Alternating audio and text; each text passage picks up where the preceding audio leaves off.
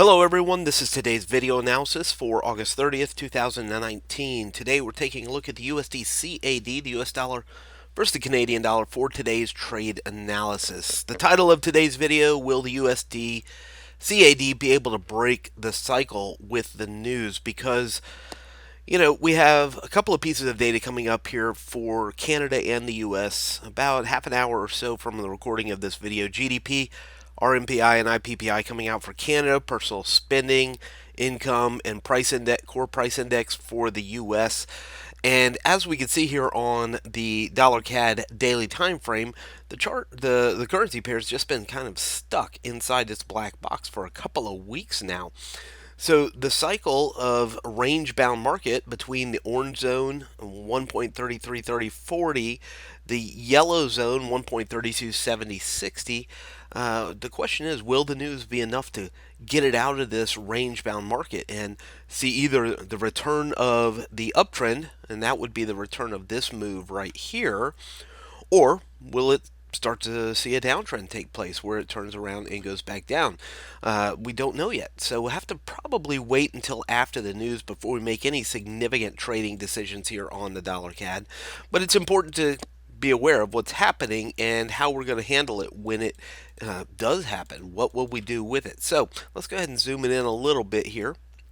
And we can see the range bound market. Interesting here, the 100, 200 period moving averages, the blue and green line here, fairly flat parallel along the 1.33 level, the purple shaded area, which is in the middle of our range.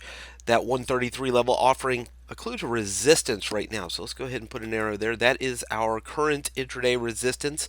1, 2, 3, 4, 5 days now, really. And I suppose you could go back here as well. 5 or 6, 7 days holding underneath that 133 level, 133.10 as resistance, pressuring back down to the yellow zone, which is our closest support again, 1.3275. For us to see a significant downtrend take place, I think it must break the yellow zone. It needs to get underneath 132.60. Probably a full candle body underneath there is going to give us our best and highest degree of expectancy. We'll have more expectancy that it's going to go down if it can get through that yellow zone. It challenged it here, no break. So we need to really see a break of that 132.60 level if we're going to have confidence that it's going to pressure back down. Of course, if that doesn't happen, let's say the dollar rallies, the US dollar rallies, the Canadian dollar falls, and we see the opposite side of that, and it pushes back through the purple zone and challenges the orange zone and gets back above the orange zone, then of course we're going to look for it to resume the uptrend. So really got to watch what's happening in here. Now, if nothing happens, if the news is in conflict, or we have positive for both countries and their currencies, and or negative for both countries and their currencies, that would probably see this stay flat within this, or at least stay within this range bound market if we get positive for both countries or negative for both countries. What we really need to see is positive for one and negative for the other. That's the way we need to see the data work out. And either way, it's going to cause it to either go up or down if we can get the opposing positive or negative news for each of the countries coming up here at 8:30 a.m. Eastern U.S. time. So definitely want to watch for that. Let's go ahead and take it on down to the 4-hour time frame. Yesterday we discussed the possibilities of taking a short into the purple shaded area. In fact, I believe we did that during the trade room yesterday.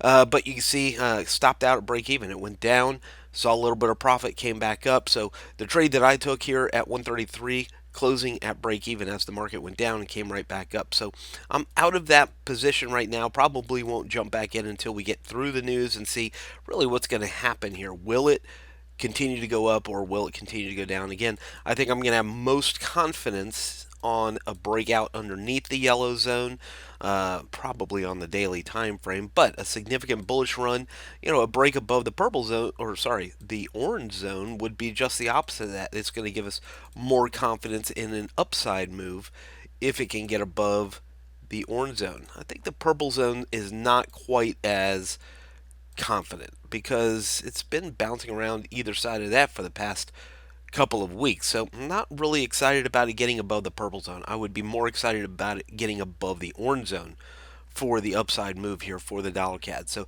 watching the news today, again about a half an hour from the recording of this video, will we see the return of the uptrend or a turn to the downtrend for the dollar CAD today? From Forex Traders Daily, this has been your daily analysis with Ross Mullins. If you would like to get Ross's analysis on all the currency pairs he's watching and all the trades he takes today, join him in his live trade room by clicking on the link below. Please leave any comments you have about today's video in the comments section below.